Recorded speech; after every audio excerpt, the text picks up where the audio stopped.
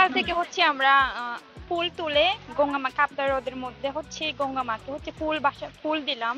ফুল দিয়ে হচ্ছে নতুন বছরকে বরণ করলাম। আর হচ্ছে কালকে আমাদের মূল বিজু মানে আমাদের ঐতিহ্যবাহী হচ্ছে পাঁচজন তরকারি কালকে সবার ঘরে ঘরে আমাদের পাহাড়িদের সবার ঘরে ঘরে রান্না করা হবে, সবাইকে দাওয়াত রইল। আজকে আমাদের ফুল বিজু, আমরা ফুল বাসাতে আসছি, সবাইকে ফুল বিজু শুভেচ্ছা। আমরা গঙ্গা মার উদ্দেশ্যে ফুল বাসায় আর হচ্ছে যে পুরোনো বছরকে বিদায় দিয়ে নতুন বছরকে বরণ করি আমরা এইভাবে, এটা আমাদের হচ্ছে সংস্কৃতি। আজকে আমাদের বড় সাংস্কৃতিক উৎসবের একটা দিন। আজকে আমাদের হচ্ছে ফুল বিজু, সবাইকে ফুল বিজু শুভেচ্ছা। পাহাড়ি আদিবাসীদের ঐতিহ্যবাহী ফুল বিজু, এজন্য আমরা এখানে ফুল বাঁচাতে আসছি। আমরা ওই ফুল নিবেদন করি যাতে আমরা আগামীতে সুন্দরভাবে বসবাস করতে পারি। হ্যাঁ, আজকে হচ্ছে আমাদের ফুল বিজু, তারপর পুরোনো বছরকে বিদায় দিতে এবং নতুন বছরকে হচ্ছে আমরা এই ফুল দিয়ে বরণ করি।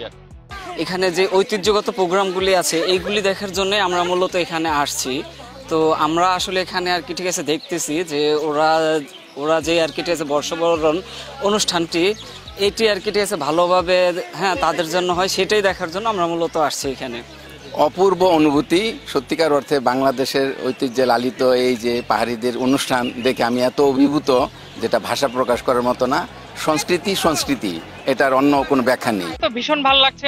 আমি ঢাকায় থাকি, আমি অনেকদিন ধরে শুধু টেলিভিশনে দেখছি আর কি প্রোগ্রামটা, মানে কিন্তু অনেক প্ল্যান করছিলাম আসার, তো এবার অবশেষে আসা হলো, ভীষণ ভালো লাগছে।